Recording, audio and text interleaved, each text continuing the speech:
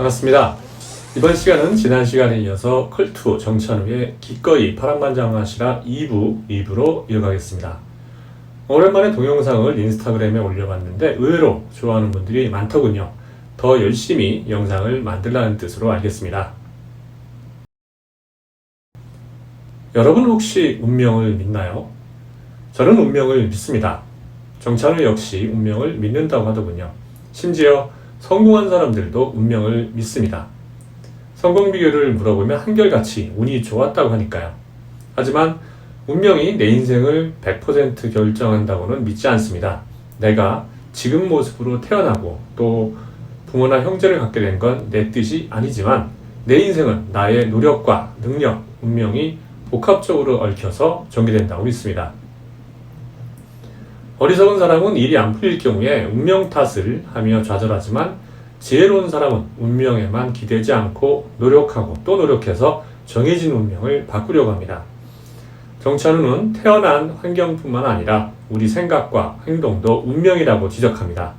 운명은 정해져 있는 게 아니라 만들어간다는 의미죠. 같은 상황도 어떻게 보고 생각하느냐에 따라 행동이 달라지고 그 결과 전혀 다른 인생을 살아갈 수 있으니까요.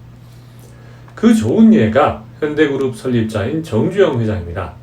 정 회장은 매일 새벽부터 밭에 나가 저녁까지 일하는데도 가난을 벗어나지 못한 아버지를 보면서 이대로 살다가는 나도 자식들에게 가난을 물려줄 수밖에 없겠구나 하고 생각하고 몇 번이나 가출을 거듭합니다. 그리고 마침내 원하는 목표를 실현할 수 있었습니다.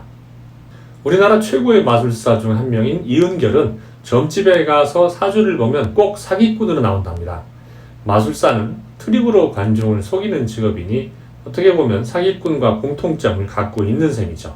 하지만 사기꾼이 사람들을 속여서 범죄를 저지르는 것과 달리 마술사는 즐거움과 웃음을 주는 직업이라는 게 다릅니다.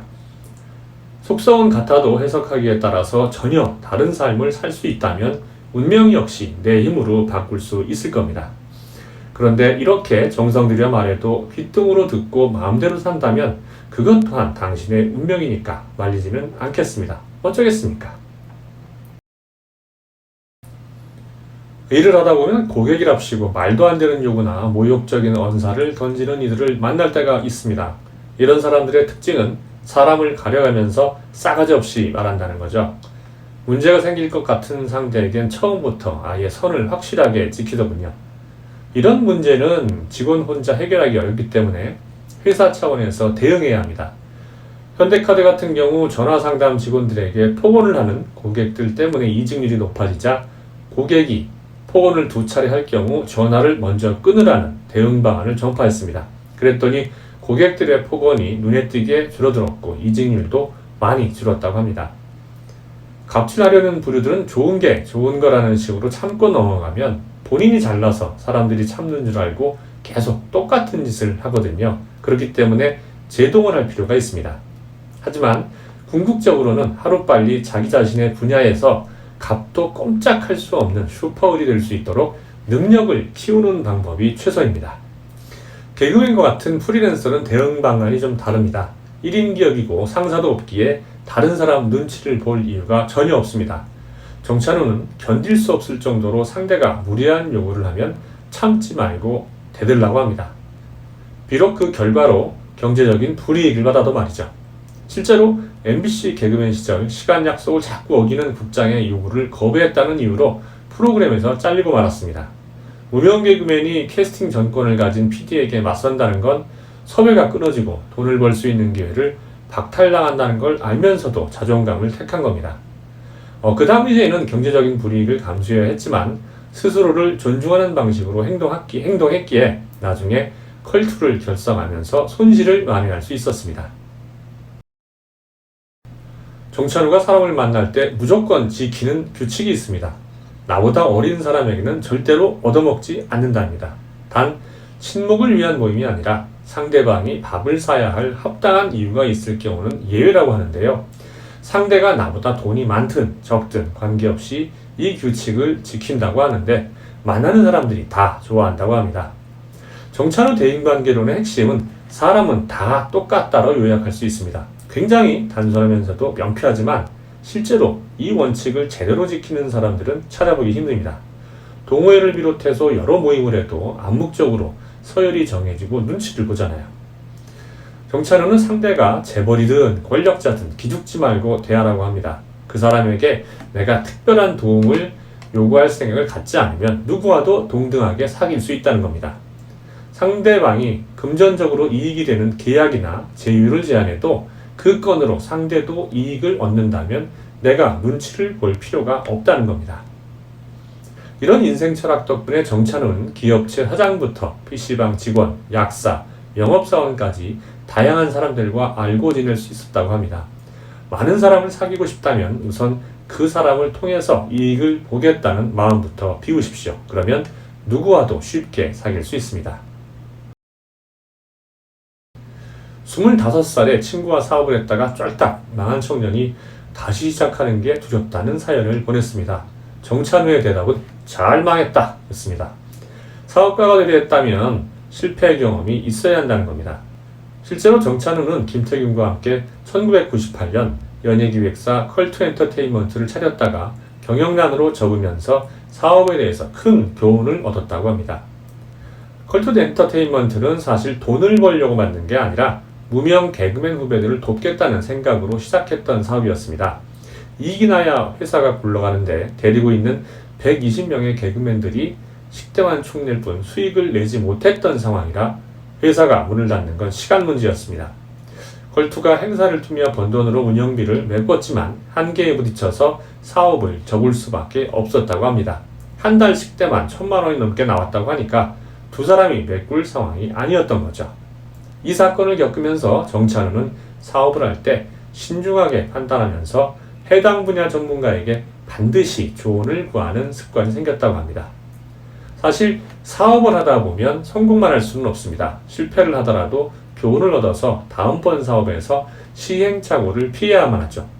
첫 사업이 실패했다는 사실에만 집착하지 말고 실패 이유와 대안에 대해 분석하고 고민한다면 두 번째 사업에서는 좋은 결과를 낼 수 있을 거라고 확신합니다. 20, 30대라면 이성 문제가 늘 관심사가 되죠. 정찬우식 남녀관계의 비결 간단하게 알려드리겠습니다. 평소엔 다정한데 화나면 돌변하는 남친에 대한 대처 방법은 의외로 간단합니다. 남친의 더러운 성격을 참아주며 계속 만나든가 아니면 헤어지던가 양자택일이죠. 만날 때마다 상대가 주는 상처가 행복보다 더 크다면 그때는 헤어지고 행복이 더 크다면 만남을 이어갈 수도 있을 겁니다. 사귄 지 얼마 안 된 이성끼리는 스킨십도 예민한 문제가 됩니다. 남자친구의 스킨십이 보수적인 본인 예상보다 빨라서 어떻게 할지 모르겠다라는 여성의 질문이 있었는데요. 사실 저는 이런 것까지 묻나 싶었어요. 다 큰 사람들끼리 좋으면 진도를 나가는 거고 또 싫거나 좀 이르다 싶으면 의견을 얘기하면 되는 거잖아요. 나는 싫은데 상대방 눈치 보느라 진도를 빼는 것도 좀 웃기지 않습니까? 만약에 정중하게 거절 의사를 밝혔는데도 자기 고집만 피우면서 진도를 나가려 한다면 그때는 끝내는 게 현명한 판단이라고 생각을 합니다.